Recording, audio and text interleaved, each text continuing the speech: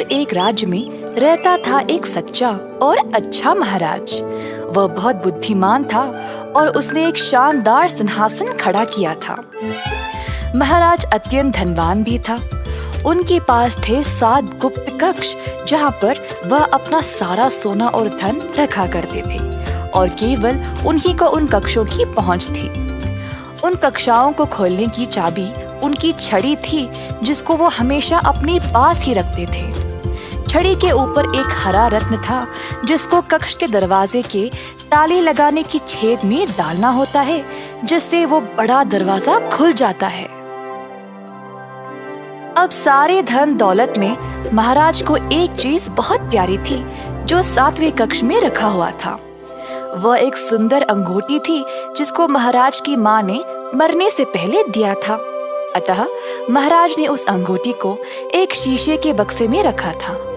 हर रोज अपनी माँ की याद में वह उस अंगूठी को देखा करते थे और फिर अपनी छड़ी से दरवाजा पर ताला लगा देते थे।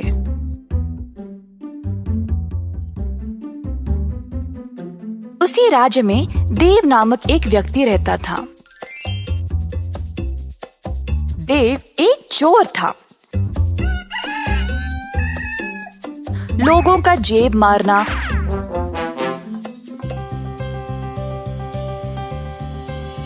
और छोटी मोटी चोरी दुकानों से करना उसका काम था। मगर अब देव इन छोटी मोटी चोरियों से ऊब गया था। अब कुछ बड़ा करना चाहता था, अमीर बनने के लिए।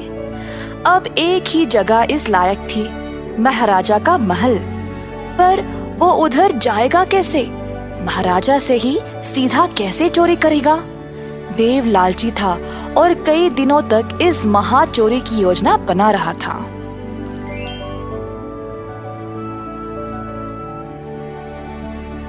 एक दिन देव महल के इर्द गिर्द घूम रहा था, जब उसकी मुलाकात उसके एक बचपन के दोस्त से हो गई, जो अब एक महल का पहरेदार था।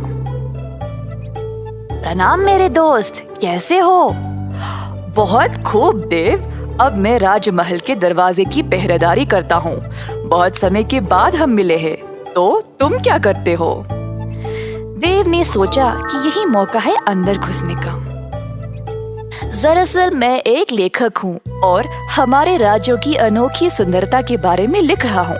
मैं दूर दूर तक यात्रा करता हूँ और उन जगहों के बारे में, उनका खाना पीना, उनके संस्कारों के बारे में लिखता हूँ। अब मेरा अगला विषय महाराज के इस किले के बारे में है और उसके वास्तुकला के बारे में। और मैं महाराजा को प्रशंसा करना चाहता हूँ ऐसा अनोखा महल बनाने के लिए।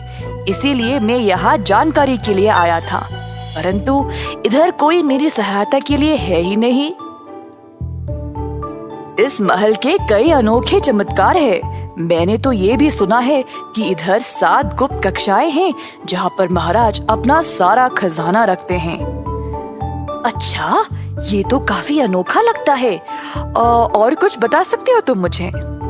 अरे हाँ, और इन कक्षाओं के बारे में तो बहुत लोग जानते हैं, पर बहुत कम को पता है कि इन कक्षाओं को केवल महाराज की छड़ी से ही खोला जा सकता है। ओह, वही जिस पे हरा रत्न लगा है? वाह, मुझे तो पता ही नहीं था। हाँ, वही। खैर, उम्मीद है तुम्हें कुछ तो जानकारी मिल गई। अब मैं चलता हूँ, फिर मिलेंगे देव। देव ने अपने दोस्त को अलविदा कहा और वापस घर चला गया। देव ने सोचा कि ये 7 कक्षाएं तो बहुत हो जाएंगे, तो अब उसको एक कक्षा चुनना पड़ेगा जिससे उसका सारा जीवन संवर जाएगा। पर महाराज की छड़ी को वह चुराएगा कैसे? देव ने एक योजना बनाई 7वें कक्ष की चोरी करने का। बीच रात का समय था। देव महल के अंदर घुस गया जब उसका पहरेदार दोस्त दरवाजे पर सो गया था। देव ने महाराज के कमरे की ओर देखा और एक रस्सी को दीवार पे लगे एक डंडे पर डाला और खुद को ऊपर खींचने लगा। खिड़की से झांक के देखा तो महाराज सोए थे। धीरे से वह कमरे में आया और वही थी छड़ी। देव ने छड़ी ली और महल की सीढ़ियों से कक्षों तक पहुंच गया, परंतु हर एक कक्ष पर एक पहरेदार था। देव ने कुछ जानवर की आवाज निकाली और पहरेदार देखने चले गए कि वह है क्या। तुरंत देव 7वें कक्ष की ओर गया और छड़ी से दरवाजे को खोल दिया। देव ने अपना भोरे निकाला और जितना हो सका उसमें डाल दिया। शीशे के बक्से वाली अंगूठी भी उठा लिया और जल्दी से दरवाजे को बंद करके वहां से चला गया। अगले दिन महाराज जब नींद से जागे तो हैरान परेशान हो गए। उनकी छड़ी लापता थी और कक्ष में जाके देखा तो उनकी माँ की अंगूठी भी गायब। महाराज आग बबूले हो गए, पर उनको पता था कि चोर को कैसे पकड़ा जाए। तुरंत उन्होंने एक पत्र लिखा अपने राज्य के लिए। मैंने अपनी सबसे कीमती चीज खो दी है, एक अंगूठी, और किसी ने उसको चुराया है। अगर किसी को भी ये मिले तो मुझे वापस लौटा दे और बदले में उसको ढेर सारा खजाना भेंट में दिया जाएगा। कई दिनों तक बहुत लोग आगे आए नकली अंगूठियों के साथ, पर महाराज अपनी माँ की अंगूठी को अच्छे से पहचानते थे तो सबको वापस भेज दिया करते थे। जब ये खबर देव तक पहुंची तो उसने देखा कि वो अंगूठी तो उसी के पास थी। देव को अब और खजाने की लालच लग गई। ये तो कोई पुरानी अंगूठी लगती है। मैं महाराजा को बोलूंगा कि मुझे कहीं मिली और फिर भेंट में दिया खजाना भी ले आऊंगा।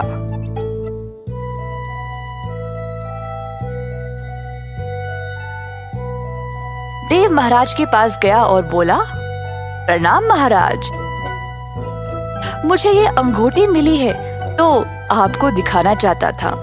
अगर ये आपकी है तो ले ले और मुझे बदले में कुछ नहीं चाहिए।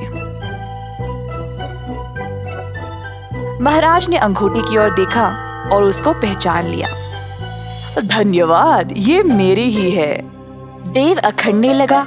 अब वो और भी धनवान बनने वाला था क्योंकि महाराज खुश लग रहे थे। एक मिनट, इस अंगूठी को तो तुमने ही चुराया है ना? ये अंगूठी खोई नहीं थी। मैंने वो पत्र इसीलिए भेजा था क्योंकि मुझे पता था कि चोर बहुत लालची होगा। कई लोगों ने नकली अंगूठियां लाई थी, पर केवल तुमने असली वाली लाई क्योंकि तुम ही चोर हो। सैनिकों, ले जाओ इसको और सलाखों के पीछे डाल दो हमेशा के लिए। नहीं नहीं महाराज, माफ कर दो, मैं सब कुछ वापस लौटा दूंगा। कृपया मुझे सलाखों के पीछे मत डालो। इस कहानी से हमें ये सीख मिलती है कि लालची लोगों को हमेशा मुसीबत झेलनी पड़ती है।